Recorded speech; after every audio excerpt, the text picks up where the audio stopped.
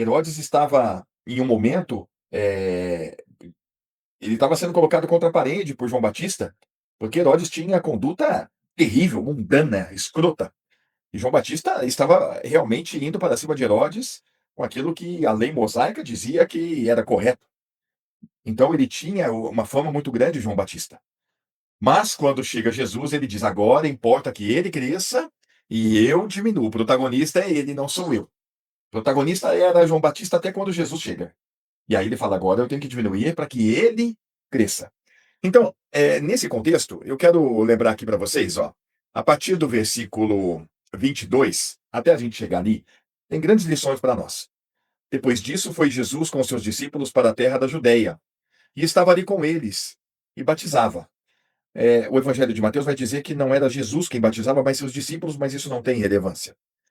Ora, João batizava também em Enom, junto a Salim, porque ali havia muitas águas, e vinham ali e eram batizados. Então veja, estava ali João Batista, que iniciou a questão do batismo ali naquele momento, mas Jesus e seus discípulos começaram também a batizar.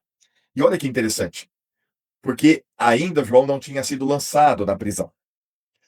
Olha que interessante agora, irmãos. Houve então uma questão entre os discípulos de João e os judeus acerca da purificação, ou acerca do batismo. Batismo no sentido da purificação. Este era um ato que os judeus faziam de purificação. Não com o nome batismo, mas o ato de se purificar, de entrar na água para se purificar, para se lavar. Mas João Batista trouxe um significado maior. O significado do arrependimento, o início da visão correta da nova vida, do novo nascimento. E aquele batismo seria o grande testemunho daqueles que nasceram de novo. Então Jesus vem para endireitar isto e colocar isso na perspectiva correta. E ali, e foram ter com João e disseram-lhe: Rabi, aquele que estava contigo além do Jordão, do qual tu deste testemunho, ei-lo batizando e todos vão ter com ele. Olha que interessante isso aqui. João respondeu e disse: o homem não pode receber coisa alguma se não for dada do céu. Então, em que contexto que entendo que Jesus está dizendo a respeito disso? Ou o que contexto que o próprio João ele ouviu essa indagação e ele reconheceu toda boa dádiva e todo dom perfeito vem do alto, descendo do Pai das luzes, em quem não há mudança nem sombra de variação. Então, veja, de acordo com então aquilo que estamos vendo, quando João Batista então diz a respeito disso, que o homem não pode receber coisa alguma se não lhe for dada do céu, o que eu entendo? Entendo que é o divino. O divino não vem até o homem, só pode vir dado do céu. A graça, a misericórdia, a manifestação da glória de Deus dentro do homem, ela vem do alto. Entendo que isso não quer dizer que as coisas que nos são dadas, todas elas vêm do alto. Não. Eu vejo que as coisas espirituais que nos são dadas para manifestar a glória do Senhor aqui na terra, esta vem do alto, descendo do Pai das luzes. Todo dom perfeito, toda boa dádiva, toda glória, ela vem do alto. Por isso que quando pessoas que ou através de João ou através de Jesus naquele momento estavam ali sendo batizadas, buscando a verdadeira graça, buscando o arrependimento divino, buscando uma nova direção e uma nova vida, esta nova vida, essa nova direção e o arrependimento, tudo isso vem do alto. O homem não pode receber se não vier do alto. Ele não pode se arrepender se isso não vier do alto para o novo nascimento. Ele não pode ter a glória de Deus, porque lá em Romanos 3:23 diz que todos os pecados destituídos estão da glória de Deus, desde o pecado que entrou em Adão, a glória de Deus saiu do homem. E ela só é possível ao homem quando o homem nasce de novo, crendo que ele foi atraído por Jesus, crendo que ele morreu com Jesus e foi ressuscitado com Cristo. E aí sim ele passa a ter agora, de novo, a glória de Deus na sua vida, que é o próprio Cristo, é o próprio Espírito de Deus, é o próprio Deus em nós, e a sua glória manifesta. Por isso que ele vai chegar então e continuar dizendo: vós mesmos me sois testemunhas de que disse: eu não sou o Cristo, mas sou enviado adiante dele. Olha que interessante, por isso que ele falou que importa que ele cresça e eu diminua. Aquele que tem a esposa é o esposo, mas o amigo do esposo, que ele assiste e ouve, alegra-se muito com a voz do esposo. Assim, pois, já este, ou a minha alegria, ou este meu gozo está cumprido, essa minha alegria está cumprida. Eu sou o amigo do esposo, ele está dizendo. A esposa é a igreja, o esposo é Cristo. E ele é o amigo do esposo. Ele falou: agora eu já ouvi sua voz, agora eu já sei que ele está aqui. Aliás, ele se alegrou quando estava na barriga da mãe. Ele saltou de alegria quando ouviu a mãe de Jesus, Maria, chamando por Isabel. E agora ele fala: minha alegria está completa, cumprida, porque o meu papel já foi cumprido. Eu vim para anunciar o Cristo. Eu vim para abrir o caminho. Eu vim, de acordo com o que ele disse agora, eu não sou o Cristo, mas sou enviado adiante dele. E olha que lindo, né? E aí ele termina dizendo assim: então é necessário que ele cresça e que eu diminua. Aquele que vem de cima é sobre todos. João veio da terra, como eu vim da terra e você veio da terra. João reconheceu isso, mas ele diz: aquele que vem de cima é sobre todos. Aquele que vem da terra é da terra e fala da terra. Aquele que vem do céu é sobre todos. Para que nós possamos falar do céu e sermos representantes do céu, embaixadores de Cristo aqui na terra, é necessário que nós tenhamos a natureza trocada, o coração trocado, a vida trocada através do Evangelho. Porque assim é que está escrito na primeira carta aos Coríntios, no capítulo 15, a partir do versículo 45. Olha que interessante. Assim também está escrito: o primeiro homem, Adão, foi feito em alma vivente. O último Adão, em espírito vivificante. O último Adão, Cristo. O último porque atraiu toda a raça humana no corpo dele. A raça humana morreu quando Jesus morreu naquela cruz. E aí ele continua dizendo: mas não é primeiro o espiritual, senão o natural. Depois o espiritual. O que é nascido da carne é carne. O que é nascido do espírito é espírito. Nós já nascemos da carne, e aí é preciso nascer do espírito para que então isso esteja se cumprindo. Primeiro nasce da carne, primeiro é o natural, depois o espiritual. E aí o versículo 47: o primeiro homem da terra é terreno, o segundo homem, o Senhor, é do céu. O primeiro homem foi Adão, o segundo homem é Jesus. Agora que vem a grande questão. Qual o terreno? Tais são também os terrenos, ou os terrestres. E qual o celestial? Tais também os celestiais. E ele completa dizendo: então, assim como trouxemos a imagem do terreno, quando nascemos aqui, trazemos a imagem de Adão, pecado, separação de Deus, condenação, filho do diabo. Quando nascemos de novo, assim traremos também a imagem do celestial, a imagem de Cristo, Filho de Deus, santo, purificado e lavado pelo sangue de Jesus.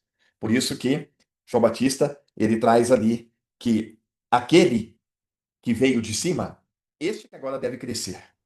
Ele já estava diminuindo. Então agora vamos trazer para a nossa realidade? Isso vale para nós? Claro que sim. Claro que sim. Eu também tenho esta mesma visão que o Senhor dá a todos nós. Desde que nós nascemos de novo e fomos lavados no sangue de Cristo, nós estamos num processo que a Bíblia chama de santificação, que é um processo contínuo. Ele começa no novo nascimento e ele vai, aí entra até uma discussão, eu entendo que ele nunca terá fim. O processo de santificação, para mim, ele nunca terá fim, mesmo quando chegar a glória que nós há de ser manifesta, a glória que há de ser revelada para nós, quando entrarmos na realidade da eternidade junto do Senhor. Mas eu entendo que mesmo na eternidade, ou naquilo que alguns chamam mesmo no período da glorificação, a santificação continuará em nós. É o que eu entendo. Mas isso é um assunto menor. É um assunto menor. O que importa é que a santificação ela se faz presente na vida de todos nós a partir do novo nascimento. E eu gosto de lembrar que Jesus mesmo declarou em João capítulo 17, no versículo 17, que só tem uma maneira de ser santificado. Santifica-os na verdade. A tua palavra é a verdade. É só e tão somente a palavra de Deus que tem o poder de santificar qualquer ser humano que nasceu de novo. Por isso que, por exemplo, Pedro, ele orienta a todos nós, e é o próprio Deus nos orientando através de Pedro, quando ele termina, por exemplo, a segunda carta que ele escreveu no capítulo 3, do verso 18, dizendo: antes que vocês cresçam na graça e no conhecimento do nosso Senhor e Salvador Jesus Cristo. Por quê? Porque este é o processo. É o processo de santificação, aquele que também ele foi usado para descrever no capítulo 2 de Pedro, a partir do verso 1. Deixando, pois, toda malícia, todo engano, todos os fingimentos, invejas, todas as murmurações. Olha que bonito o processo de santificação. Desejai afetuosamente, como meninos novamente nascidos, o leite racional não falsificado, para que por ele vades crescendo, para que vocês sejam santificados. Por isso que o processo de santificação é algo tão sério e tão profundo que o autor aos Hebreus, no capítulo 12, versículo 14, ele vai dizer assim, ó: Segui ou segue a paz com todos e a santificação, sem a qual ninguém verá o Senhor. Duas coisas importantes, lembrando até da segunda-feira passada, onde nós vimos, por exemplo, a respeito do perdão, seguir a paz com todos. Procure viver em paz com todos, a começar de você. E procure viver uma vida de santificação, porque sem isso, ninguém vê o Senhor. Ou seja, deixa eu explicar isso melhor. Mas não é o novo nascimento que nos coloca no céu e que nos leva para o céu? É isso mesmo, é verdade, e esse é o princípio. Então, aquele que seguir a paz com todos e a santificação é aquele que nasceu de novo. Vamos lembrar de Jesus. Falamos disso domingo. Mateus, capítulo 24. É interessante, né? Gostoso a gente pensar nisso. É o versículo 13, ó. Mas aquele que perseverar até o fim será salvo. Peraí, mas não é quem nasceu de novo que é salvo? Pois é. Todo aquele que perseverou até o fim foi aquele que nasceu de novo. Entendeu? Então, a santificação, ela deve ser um ato contínuo. Continuamente. Continuamente. É como os cultos que nós temos aqui. Continuamente. Continuamente. Congregar, cultuar, meditar, crescer na graça do nosso Senhor e Salvador Jesus Cristo deve ser algo contínuo, constante. Como está escrito na primeira carta aos Coríntios, no capítulo 15, no versículo 58. Portanto, meus irmãos amados, sede firmes e constantes, sempre abundantes na obra do Senhor, sabendo que o vosso trabalho não é vão no Senhor. Firmes e constantes no ouvir da palavra, no estar congregando com os irmãos, estar sempre reunido com os irmãos, estar sempre adorando a Deus, louvando a Ele. E colocando em prática uma orientação tão bela e bonita de Hebreus capítulo 12, que é gostoso a gente pensar nisso aqui. Portanto, nós também, pois que estamos rodeados de uma tão grande nuvem de testemunhas, deixemos todo o embaraço e o pecado que tão de perto nos rodeia, não está em nós, e corramos com paciência a carreira que nos está proposta. Deus preparou as boas obras para que andássemos nela. De antemão preparou a carreira que nos está proposta. E como é que nós devemos fazer isto? Desta maneira, conforme está escrito. É assim e não tem outra maneira. Opa, é o capítulo 12, versículo 2. Olhando para Jesus, autor e consumador da fé. Veja como é que é bacana isso. Eu devo olhar para Jesus, mas logo em seguida o autor tem o cuidado, ou o próprio Deus tem o cuidado, de nos chamar a atenção para o autor e consumador da fé. Peraí, consumador. Opa, eu estou lembrando, está consumado. Ele falou isso quando estava na cruz. Então, o início da nova vida é pelo novo nascimento. Então, eu entendo claramente que ele está dizendo: olhe para Jesus pregado na cruz. Olhe para ele, e aí está de acordo com a ceia, não esqueçam, tragam memória. Está de acordo com trazendo sempre por toda parte o morrer de Jesus em nós, para não dar lugar ao diabo. E aqui ele fala: o qual, pela alegria que lhe estava proposto, suportou a cruz. Então, antes de chegar daqui, veja como é que a gente já. O Senhor já nos conduz para isso. Olha onde que ele está falando para a gente olhar. Ele suportou a cruz, desprezando a afronta, e assentou-se à destra do trono de Deus. Então veja como é que ele pede para lembrar, especialmente e principalmente, sobre aquilo que ele passou naquela cruz para nos dar vida. Olha, se a gente olhar para a vida de Jesus, ele não tinha onde reclinar a cabeça. Ele nasceu num curral, o coxo foi o seu berço, e ele não teve bens materiais abundantes aqui neste mundo.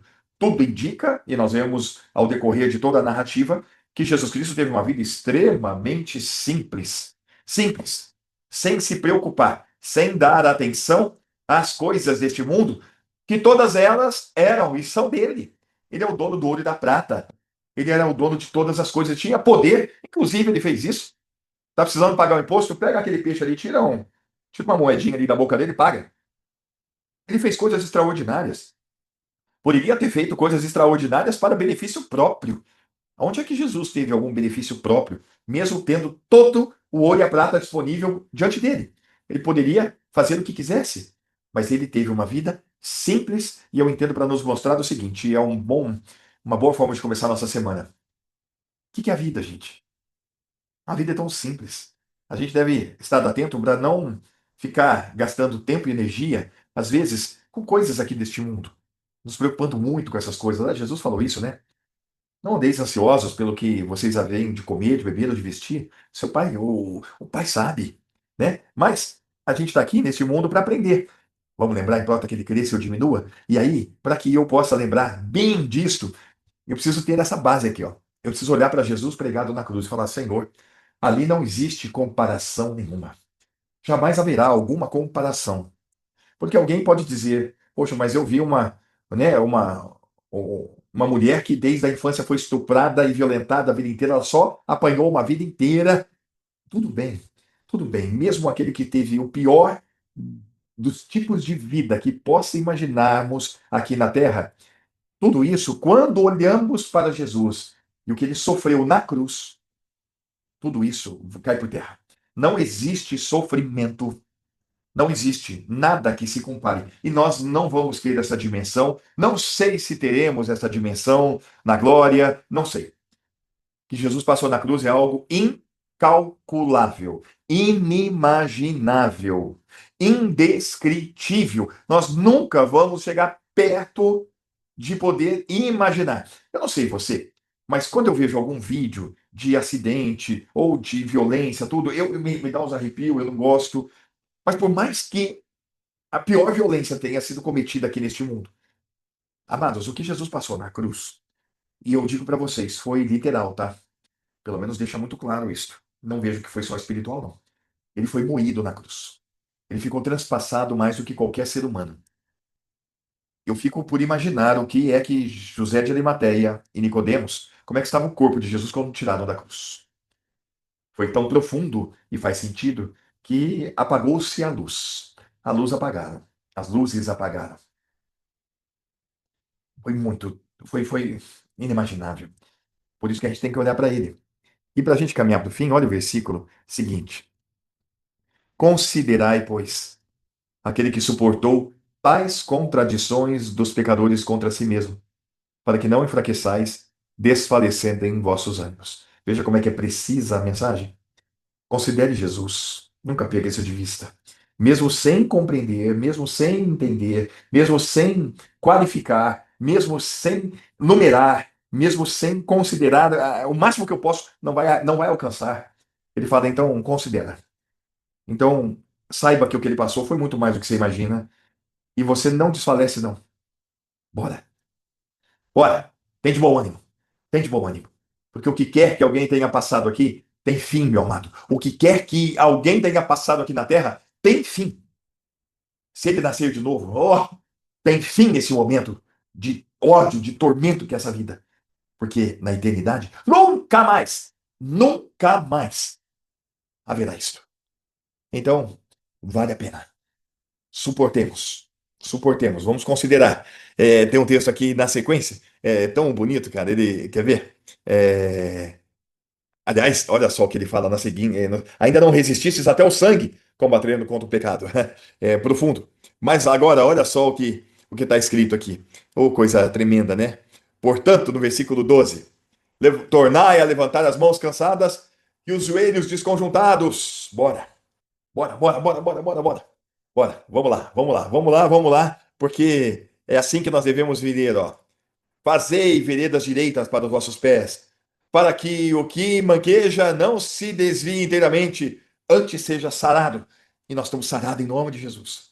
Então a mensagem é para que a gente lembra, importa realmente que ele cresça e que eu diminua. Importa que a palavra de Deus cresça em mim, o conhecimento da palavra cresça em mim e que a gente vá vivendo a cada dia, glorificando a Deus, dando graças em tudo e sabendo que o Senhor passou na cruz deve estar bem claro no meu dia a dia para que eu não desfaleça, para que quando eu tiver com os joelhos desconjuntados e as mãos cansadas, eu levante minha mão para o céu e digo: Senhor, Senhor, Senhor, Senhor.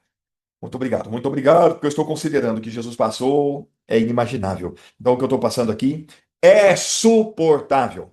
Vamos terminar? Então, vamos terminar aqui, ó. 1 Coríntios, capítulo 10, no versículo 13. Não veio sobre vós tentação senão humana, mas fiel é Deus, que não vos deixará tentar acima do que podeis. Antes, olha que glorioso, com a tentação dará também o escape para que o possais suportar. Aleluia, aleluia, aleluia. Que Deus te abençoe. Beijo no coração. Uma ótima semana em nome de Jesus. Graça e paz.